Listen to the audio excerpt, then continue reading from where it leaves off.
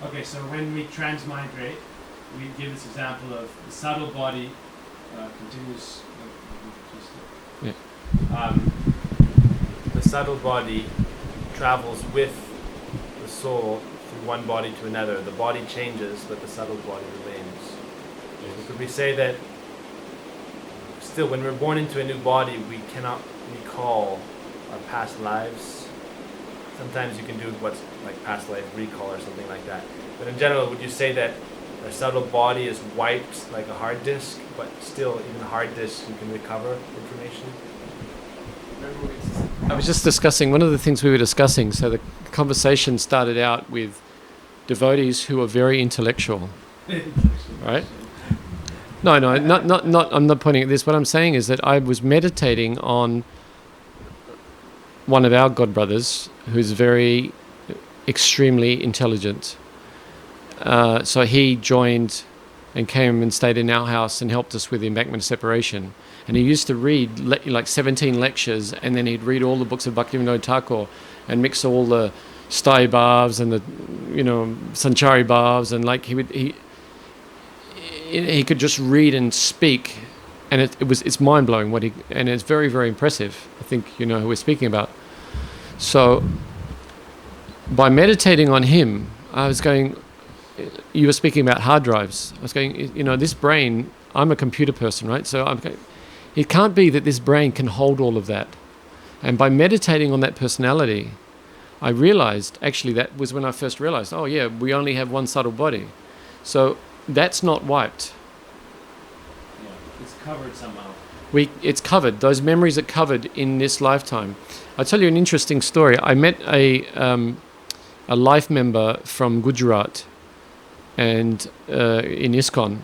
They were traveling and they wanted to stay in the guest house in Bhubaneswar. And I was speaking to the mother, and she was saying that her daughter is very devotional. So we always stay in the temple. And I said, why is, tell me something about, because I could see I said, she's completely, maybe she was 6 years old, this child. She said, she's so detached from us. And I said, why? What is happening? She said, she is my 9th child. So she had many children. She said, there was no pain when I gave birth to her. Very easily she came out.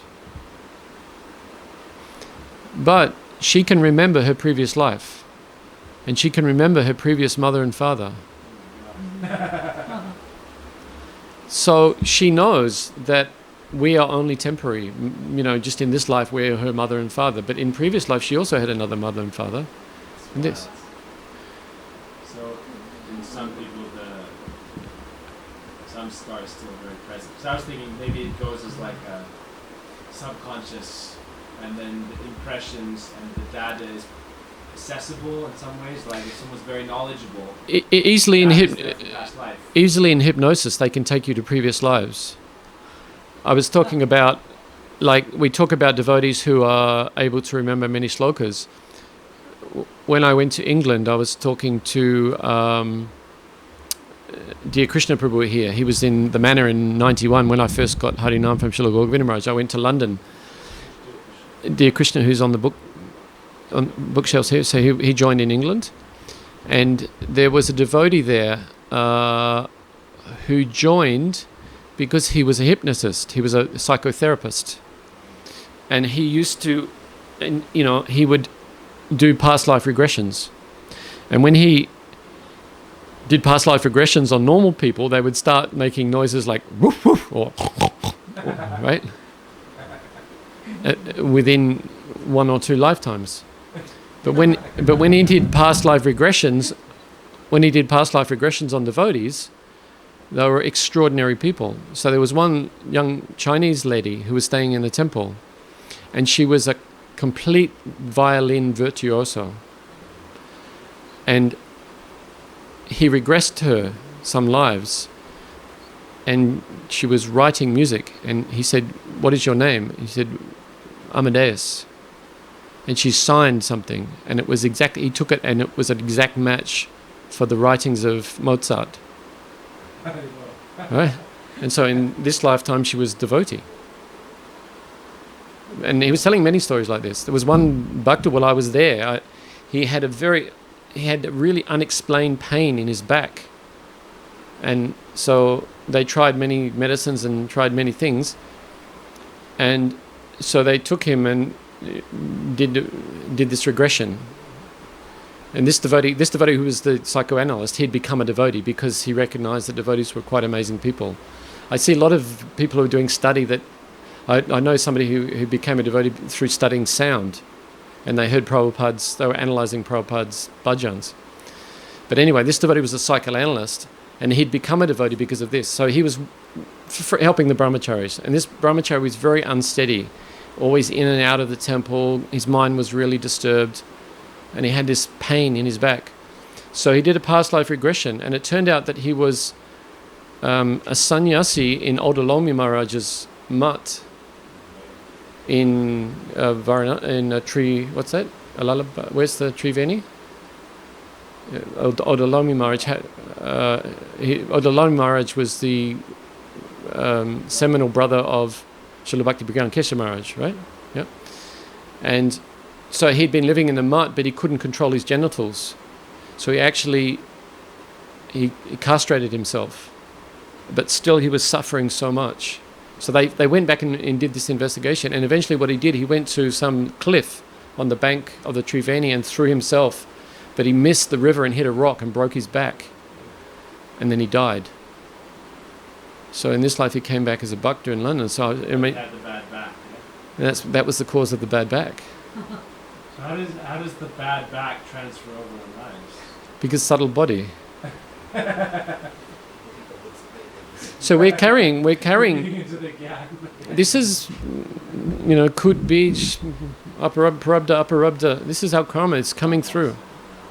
We're carrying so many things. The mind is very powerful. You can see that. I've done 6 lives back. Yeah. Be very interesting. We should have a whole class on Rasik Mahan's 6 lives. I was barking and meowing. I don't think so. But I don't know about how you can judge the validity of sometimes. This is getting Quality of hypnotism, It's speculative. And also the person who is, who's being hypnotized, and they can, you can subconsciously kind of direct what you think you were. Yeah, perhaps whatever it is. But needless to say, we're not taking these things as absolute facts, but it's interesting, and the way I do repeat it in situations like this because I think that devotee was credible. He was quite humble, and he wasn't trying. These stories sound great. There's some accounts that were like even news stories. Yeah. There was okay, I'll tell you. Okay, this is a great story. I think Yuriba was telling me this one. So there was a girl or someone who was born in India. I don't remember the exact details, but basically, she was telling her parents that her murderer was like right nearby or something, that she had been murdered. And they were just thinking she was crazy, and she was just a young kid. I was killed. Like, you're alive, what's the problem? So she ended up taking them to this village nearby and showing them the spot where it was buried and excavating, and there was the body there. And then she was identifying the murderer. And they were like, this can't be true. But by this time it had become a story, so they had some policemen and some other people. So all together they went to the house of the supposed murderer. And then he immediately obviously denied. But then they took him to the spot. And as he was getting close to the spot, he was like flipping out. And then they showed him the grave and the excavation and everything, and then immediately he fell down and just confessed.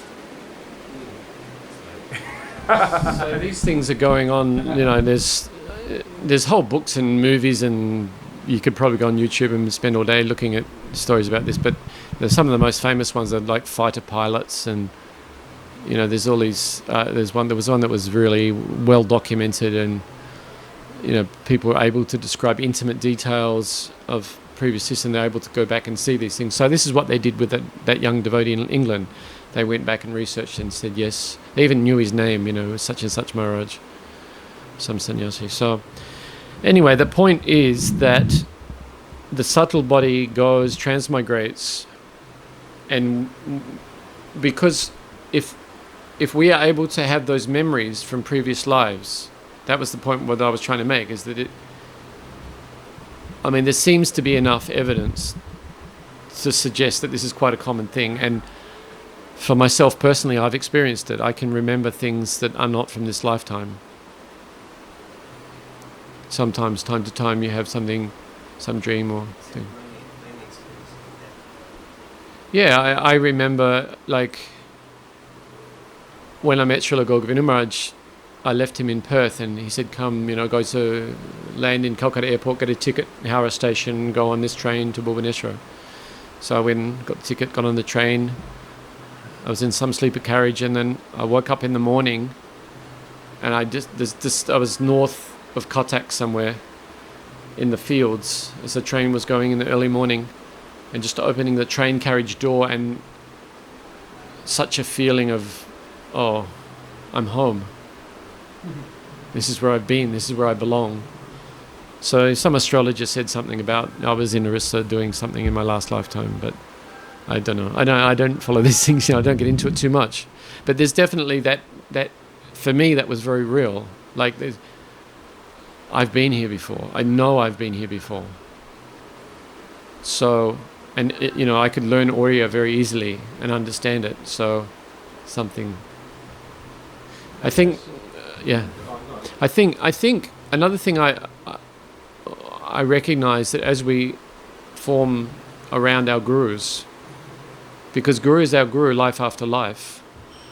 In these, we're in this samsara dhavanada, we're in this circle, but that circle becomes very tight as we come towards the point of getting Krishna Prem. And I know when we meet, sometimes we meet God brothers, God sisters, it feels like we've known them for a long time. That relationship is very deep, very quickly. And I think we've been... Yeah, we've been doing this in a few lifetimes. In Gurudev's washing machine for a few births. Yeah. When you're in a washing machine, the socks and underwear and the pants, they're all hitting each other. So disciples in Gurudev's, pretty described as in Guru Darshan, the washing machine example. How Gurudev was saying, I'm washing you, cleaning you. Yeah. It's a long story, but yeah. I need a lot of... I'm a pretty dirty set of underpants. Good question. I have an interesting question. Okay. Radharani, thanks for watching. Please subscribe to our channel down there. Share with your friends. Ask a question in the comments. And check out our website, kripa.tv, for courses, to support us, and for our articles and more. Haribo.